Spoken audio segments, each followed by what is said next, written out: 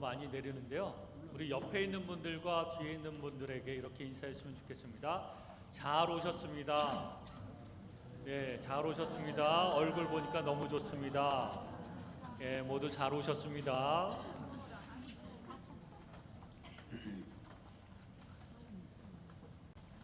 오늘은 조금 어려운 주제 그리고 약간 무거운 주제로 말씀을 좀 나눠야 될 것 같습니다. 교회의 본질과 속성에 대해서 우리가 공부할 때에 교회의 권징에 관해서 반드시 알아야 됩니다. 우리가 지난주부터 교회란 무엇인가, 교회가 어떤 곳인지에 대해서 하나씩 공부하고 묵상하고 있는데요. 오늘은 그 교회의 속성 중에서 교회의 권징에 관해서 말씀을 나누려고 합니다. 이 말씀을 나누는 것은 저 개인적으로도 약간 부담되는 말씀이기도 하는데 여러분들께서 오해하지 않고 잘 들어주시면 좋을 것 같습니다. 여러분, 하나님은 자녀들을 징계하시죠. 징계하시는 데는 두 가지 이유가 있습니다. 첫 번째로는 자녀로서 하나님께서 그 자녀들을 사랑하시기 때문에 그렇습니다. 부모는 자녀들이 성장하고 성숙해가는 것을 보면 너무나도 기쁘죠. 참 잘 자란다 이런 마음이 들 정도로. 반면에 자녀가 어릴 때부터 이기적이고 속이기 좋아하고 게으르고 또 다른 사람들을 괴롭히고 하는 모습을 보면 부모로서 참 마음이 아픕니다. 그래서 때로는 징계하기도 하고 고쳐보려고 하기도 하고 바르게 살도록 권면을 하고 훈계하는 것이죠. 하나님도 아버지의 마음을 품고 우리 하나님의 백성들, 하나님의 자녀들에게 이러한 마음으로 징계를 합니다. 히브리서 12장 5절 이하의 말씀을 보면요, 이것이 아주 구체적으로 잘 나와 있습니다. 하나님께서 백성들에게, 자녀들에게 권면하시는데 주께서 징계하심을 가볍게 여기지 말고 꾸지람을 받을 때에 낙심하지 말라고 말씀하십니다. 이 말은 하나님께서 우리에게 징계하시고 자꾸 꾸지람을 주실 수 있다는 겁니다. 우리가 잘못할 때마다. 그리고 하나님께서 그렇게 하실 때는 우리를 정말 미워하시거나 아니면 우리를 이제 버리려고 그렇게 혼내시는 것이 아니라 우리의 유익을 위하여 사랑으로 권면하시고 징계하시는 것입니다. 그러면서 계속해서 말씀하시기를 징계가 없으면 사생자요 친아들이 아니니라 이렇게 말씀하고 있습니다. 그러므로 징계받을 당시에는 징계가 즐거워 보이지 않더라도 후에 연단받아 의와 평강의 열매를 맺게 될 것이라고 말씀하시면서 징계를 잘 받으라 그리고 고쳐라 라고 말씀하시는 것이죠.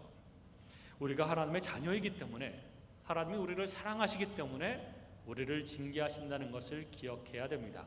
두 번째, 하나님께서 우리를 징계하시는 두 번째 이유는 주님과 한 몸을 이루어야 하기 때문에 그렇습니다. 에베소서 1장 10절에 보면 하늘에 있는 것이나 땅에 있는 것이 다 그리스도 안에서 통일되게 하는 것이 하나님의 최종 목적이라고 말씀하십니다. 그리고 21절, 에베소서 1장 21절에 보면 예수 그리스도를 모든 이름 위에 뛰어나게 하시고 만물을 그의 발 아래 복종하게 하시고 결국은 예수 그리스도께서 만물을 다스리게 될 것이다 라고 말씀하시는데요. 그때 같은 본문 22절에 보면 예수 그리스도를 만물 위에 교회의 머리로 삼으셨다 라고 말씀하고 있습니다.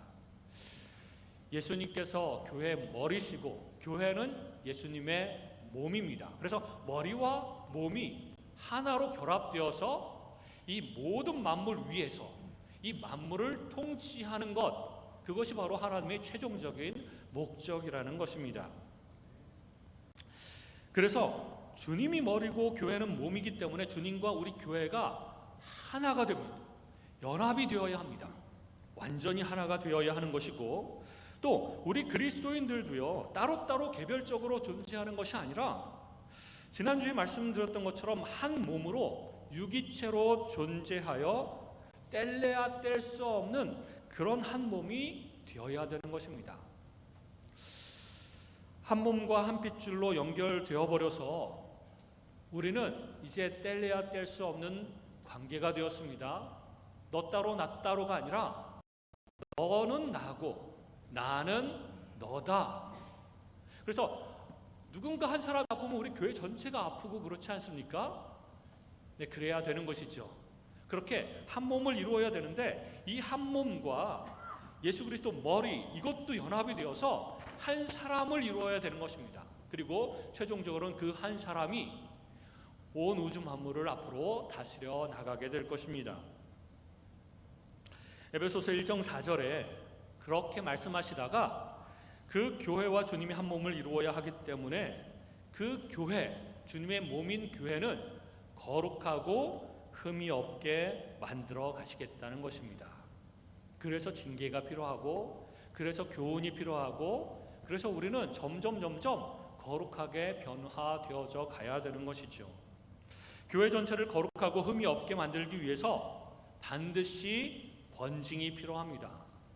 권징이라는 말은 한문으로 선한 것을 권면하고 또 악한 것을 징계한다라고 하는 뜻이 있습니다.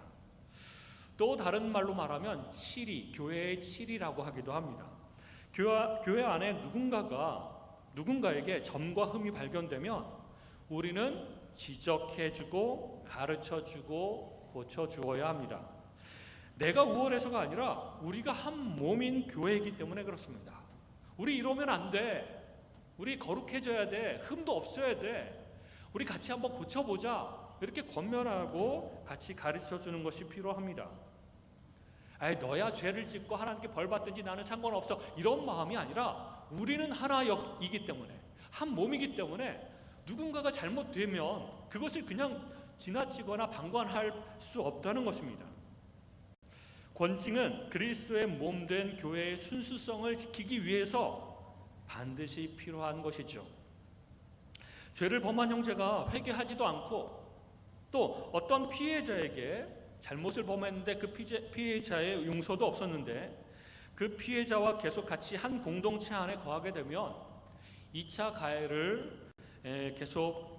가해가 계속 이루어질 수도 있는 것입니다. 또 이런 죄를 지은 자가 회개하지도 않고 공동체에 있으면 그 공동체도 그 죄를 묵인함으로써 공동 정범이 되는 것이고, 또 그 죄가 점점 퍼져나가서 다른 이들이 그런 죄를 지어도 되는구나, 교회가 뭐 아무런 말도 없네, 아무런 조치도 없네, 그러면서 마음껏 그 죄를 짓는 면죄부를 줄 수도 있는 것입니다. 이것은 그리스도의 몸된 교회의 순수성을 파괴하는 것이죠. 권징이 없으면 그렇게 된다는 것입니다. 그리고 권징이 없으면, 그리고 우리가 같이 자정 능력이 없으면 우리 교회는 점점 하나님께서 원하지 않는 모습으로 계속 타락해가고 죄를 범하고 그럴 수 있기 때문에 예수 그리스도께서 오늘 본문의 말씀을 통해서 권징하라라고 말씀하시는 것입니다. 레위기 19장 17절에서도 너는 내 형제를 마음으로 미워하지 말며 내 이웃을 반드시 견책하라. 그러면 내가 그에 대하여 죄를 담당하지 아니하리라. 이렇게 말씀하십니다. 형제를 마음으로 미워하지는 말되 견책은 반드시 해라. 그러니까 사랑으로 견책하라는 것이죠. 그런데 형제가 죄를 지었을 때 방관하게 되면, 견책하지 아니하면 너도 그 죄에 동참하는 것이다 라고 말씀하시는 것입니다. 무관심이나 방관은 사랑의 반대말입니다. 형제를 견책하지 않으면 그의 죄를 담당하게 되는 것입니다. 기독교의 용서는 무조건 용서하는 것이 아닙니다. 여러분, 무조건 용서해야 된다. 물론 하나님께서 용서하는 마음을 주시면 그 사람이 회개하지 않아도 우리 마음 가운데 용서하는 마음이 생길 수 있습니다. 그러나 기독교의 용서는 공의를 바탕으로 하는 용서여야 합니다. 누가복음 17장 3절에 보면 너희는 스스로 조심하라. 만일 내 형제가 죄를 범하거든 경고하고 회개하거든 용서하라. 언제 용서하라고요? 회개하거든. 조건이 붙습니다. 회개하면 용서해라. 회개했는데도 용서하지 못하는 마음 때문에 하나님께서 이런 말씀을 주신 것이기도 하지만 회개한 다음에 용서하라라고 말씀인 것입니다. 갈라디아서 6장 1절에 보면 형제들아 사람이 만일 무슨 범죄한 일이 드러나거든 신령한 너희는 온유한 심령으로 그러한 자를 바로잡고 막 무섭게 다그치듯이 혼내고 꾸짖고 막 정죄하고 그러는 것이 아니라 그런 식으로 교훈하고 바로잡는 것이 아니라 온유한 심령으로 그렇게 바로잡으라고 하는데요. 여기서 바로잡고라는 원어의 단어는 완전히 고쳐질 때까지 교훈하고 책망하라는 뜻이 있습니다. 그래서 우리가 한 공동체로 한 몸으로 이루어졌을 때 어떤 한두 사람이 또 죄를 범하게 되면 또 이렇게 교훈하고 견책하고 그렇게 고쳐나가고 그러면서 교회의 순수성을 계속해서 유지해 나가야 되는 것이죠. 이런 것들이 교회에서 일어나야 하는 권징 혹은 치리입니다. 여러분 성경 시대에서는 하나님께서 이스라엘 백성을 구원해내셔서 그들의 모든 생활 습관과 문제를 하나님께서 직접 간섭하셨습니다. 잘못하면 때리시기도 하고 잘하면 상을 주시기도 하면서 얼르고 달래가면서 그들의 삶에 하나님께서 아주 세밀하게 간섭하시고 직접 개입하셨습니다. 그것은 하나님께서 우리 교회들을 가르치기 위해서 예표와 그림자로 삼아주신 것입니다. 하나님의 백성은 이러이러해야 되고 하나님의 백성은 이러한 죄를 지으면 이렇게 벌을 받는다라고 우리 교회 시대, 성경 시대에 이스라엘 백성 한 작은 민족을 선택해서 장차 올 참 교회에게 가르쳐 주시기 위해서 본으로 삼으신 것이죠. 그러면서 성경에서 잘 봤지 하나님의 백성은 이렇게 돼야 되고 하나님의 백성다워야 되는 것이고 죄를 범했을 때는 하나님이 진노하셔서 벌을 준단다라고 하는 것을 끊임없이 우리에게 많은 말씀으로 말씀해 주셨습니다. 그리고 교회 시대 때는 하나님께서 성경을 통해서 교회에게 많은 것을 가르쳐 주시면서 오늘날은 하나님께서 직접 말씀하시지도 않으시고 직접 혹은 즉각적으로 벌을 주시지도 않습니다. 대신 하나님은 교회에 지도자들을 세우셔서 성도들을 권면하게 하시고 치리하게 하시는 것이죠. 여러분 교회의 3요소가 뭔지 아십니까? 교회를 이루는 3가지 요소, 이것은 말씀과 성례와 치리입니다. 은혜의 3요소는 말씀과 기도와 성례인데 교회의 3요소는 말씀과 성례와 치리입니다. 그만큼 권면과 치리가 중요하다는 것이죠. 교회는 잘못한 사람에게 반드시 권면하고 책망하고 징계해야 됩니다. 꼭 벌 주기 위해서가 아니라 회개할 수 있도록, 그리고 교회의 순수성을 지켜나가기 위해서 이 일들이 반드시 이루어져야 된다는 것입니다.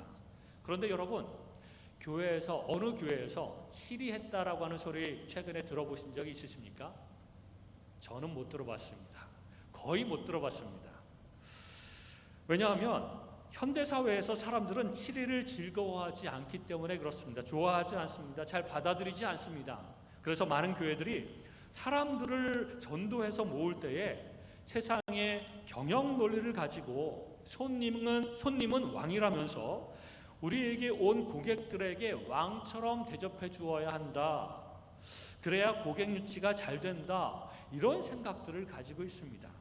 그래서 당신이 교회에 와서 뭘 해도 상관이 없으니까 머릿수나 좀 채워주시고 헌금이나 좀 해주시고 그리고 봉사를 좀 해주시면 너무나도 감사하겠습니다. 그렇게 하면서 사람들의 비위에 맞는 즐거운 재미난 이야기나 해주고 또 즐거운 프로그램들을 제공해 주는데 열심을 냅니다. 누군가 잘못을 저질러서 치리를 하려고 하면 치리를 받는 사람들은 이렇게 생각을 합니다.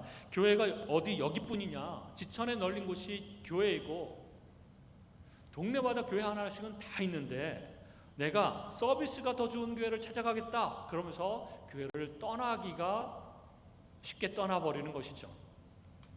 그래서 치리가 잘 이루어지지 않습니다. 치리를 하고 뭔가 고치려고 하면 떠나버리고 또 잘못해서 치리를 하려고 하면 또 떠나버리고 조금이라도 기분 나쁜 소리를 들으면 치리가 아닌데도 불구하고 떠나버리고 그래서 목사들은 교인들이 교회를 떠나는 것을 가장 두려워한다고 합니다.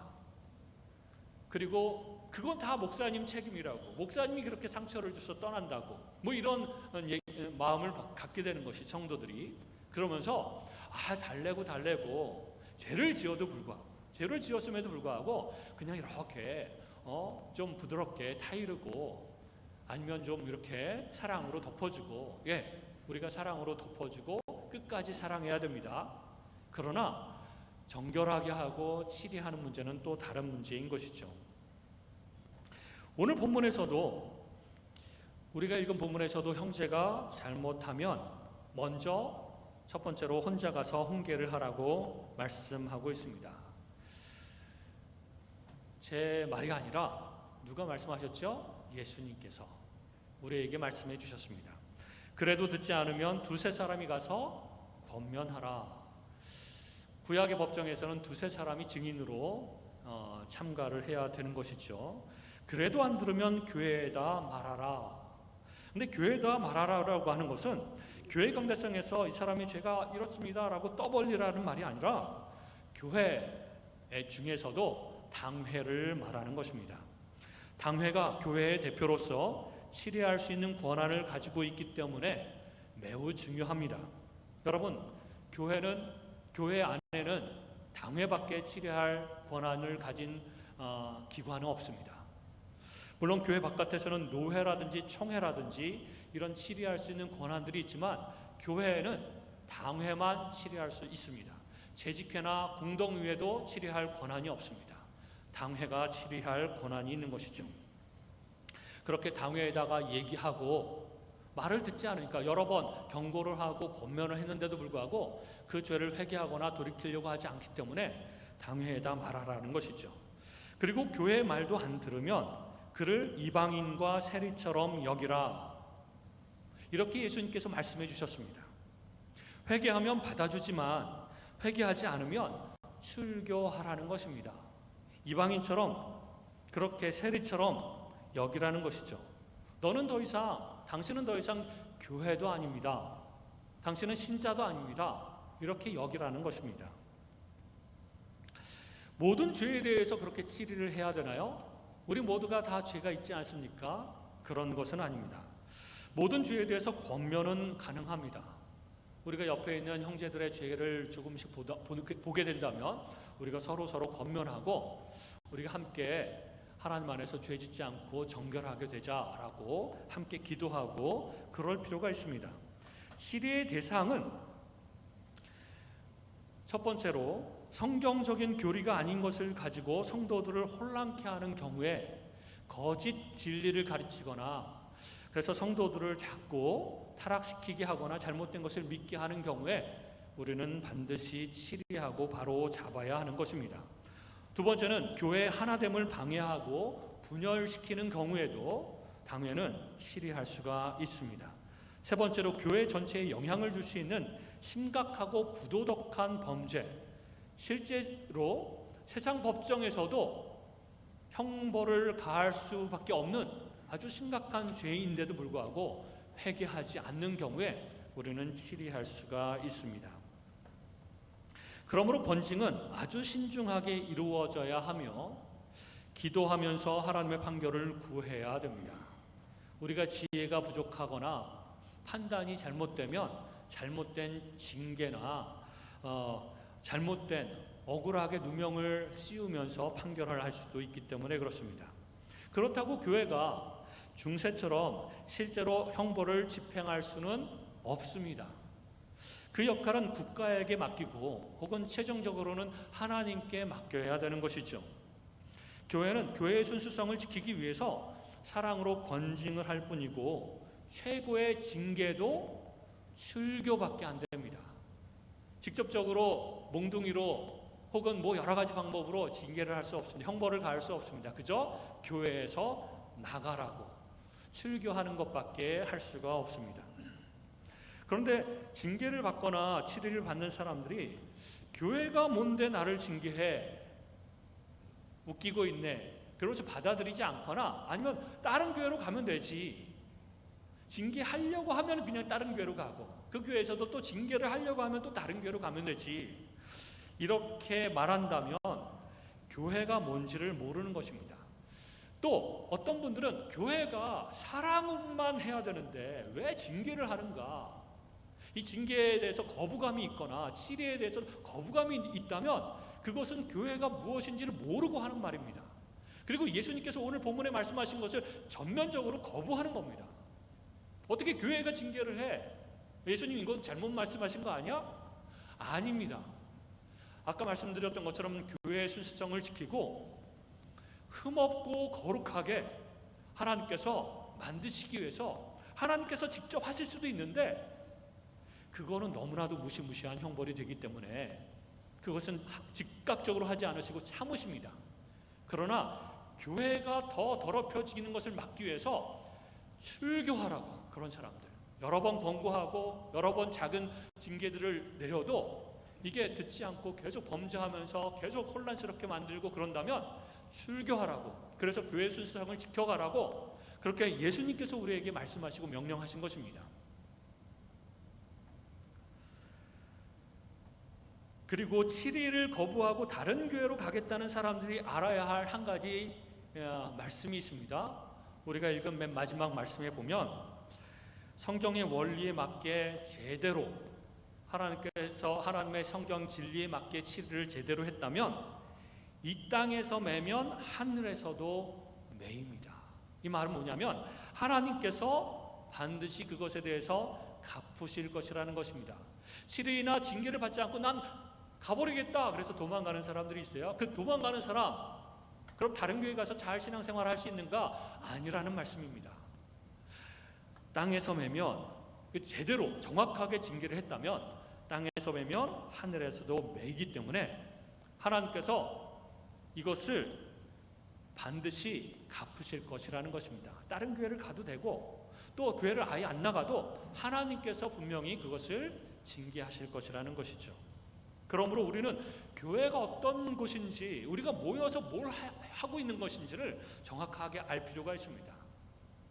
우리 교회는 사랑으로 권면하고 말씀을 배우고 우리 교회 안에서 성장해야 되는 것입니다. 그러나 흠없고 거룩한 모습으로 예수 그리스도의 몸으로 예수 그리스도와 연합하기 위해서 우리는 변화되어야 되고 정결하게 되어야 되고 그러므로 그것을 위해서 징계가 반드시 필요하다는 것을 기억해야 됩니다. 우리는 범죄한 형제가 회개하면 반드시 용서해야 하지만 동시에 내가 만일 범죄한 경우에 빨리 회개하고 용서를 비는 것이 필요합니다. 누구 한 사람이 형제 하나가 너 죄를 지었다 같이 기도하고 회개하자 그러면 그때 1차적으로 빨리 회개하는 것이 필요합니다. 근데 그때 마음이 내키지 않아서 회개하지를 못했어요. 그러면 두세 사람이 또 와가지고 권면할 때 그때라도 빨리 회개를 해야 됩니다. 그렇지 않고 또 버티다가 당회에서 그 문제를 심각하게 여기고 치를 하게 되면 그때라도 회개를 해야 됩니다. 그렇지 않고 여러 번 얘기했는데도 불구하고 버팅기고 회개하지 않으면 하나님께서 직접 손을 대실 수도 있습니다. 대부분의 사람들은 그것을 잘 인정하려고 하지 않습니다. 왜냐하면 자존심 때문에 그렇습니다. 그리고 사람들 앞에서 또 그것이 논의되고 그러면 더 기분이 나빠서 그것을 받아들이려고 하지 않습니다. 그리고 끝까지 회개하지 않다가 교회로부터 치리를 받으면 화를 내고 교회를 박차고 떠나버리기 쉽습니다. 참 안타까운 일이죠. 저와 여러분 모두 이러지 않았으면 좋겠습니다.